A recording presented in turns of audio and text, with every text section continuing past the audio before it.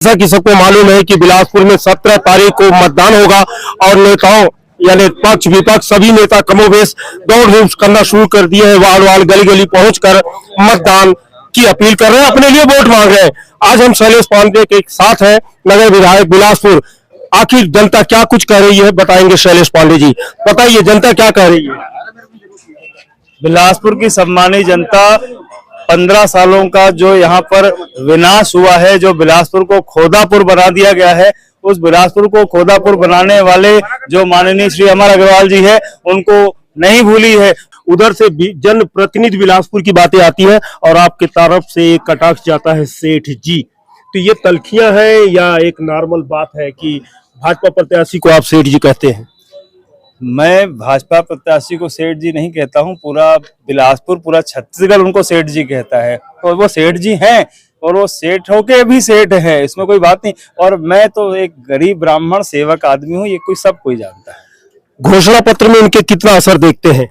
घोषणा पत्र में की विश्वसनीयता सबसे बड़ी बात होती है। 15 साल जिन्होंने झूठ बोला, बिलासपुर उदाहरण बिलासपुर का ही देता हूँ। बिलासपुर में बोला अरपा नदी को टेम्स बनाऊंगा, अरपा नदी को साबरमती बनाऊंगा, ये उनकी घोषणा थी ना। तो आपने क्या बना दिया? अरपा नदी में टेम्स और साबरमती तो नहीं बोला था बनाने को, अरपा नदी में चेक डैम बनाने को, बैराज बनाने को बोला, वो तो बन रहे हैं ना।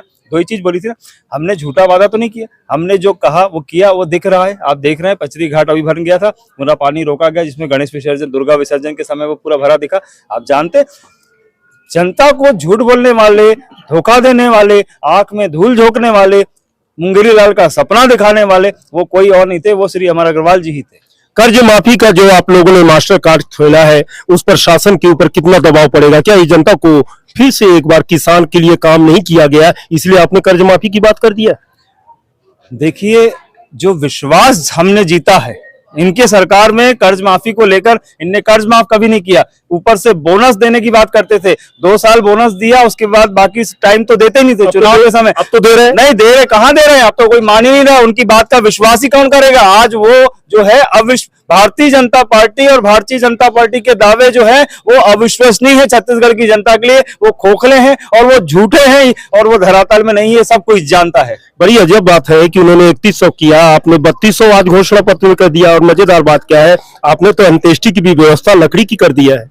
देखिए, हम तो आज 3200 की बात नहीं कर रहे हैं, हम तो आचार संहिता के पहले की बात कर रहे हैं। हम तब भी बोलते थे कि हमारी सरकार आएगी, हम तो 3200 नहीं, आने वाले समय में 3600 में भी खरीदेंगे धान। और जो किसान छत्तीसगढ़ में आत्महत्या करता था इनके 15 साल के कार्यकाल में, वो किसान आज 12.5 लाख से 25 लाख पहुंच गया है पंजीकृत में। और आज धान की उठत कितनी हो रही है सब कोई जानता है। तो किसान भी जान गया है कि कांग्रेस जो कहती है वो करती है। अंतिम सवाल, दिल पर हाथ रख के बोलेंगे, विनिंग कैंडिडेट आप अपने को महसूस करते हैं कि है?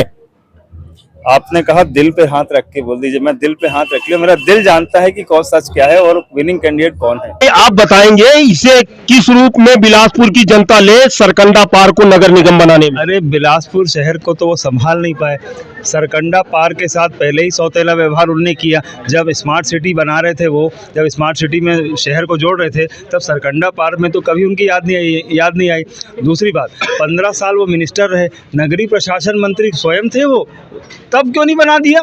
सौतेला व्यवहार सरकंडा के साथ वो 15 साल करते रहे और आज फिर झांसा राम बन के झांसा देने वहां पहुंच गए कि मैं ये करूंगा। ये पूरी जनता जान रही है कि ये इनका झांसा है और कुछ नहीं है वोट मांगने का, क्योंकि वो सरकंडा पार के साथ पहले ही 15 साल सौतेला व्यवहार करते आए हैं और करते रहेंगे।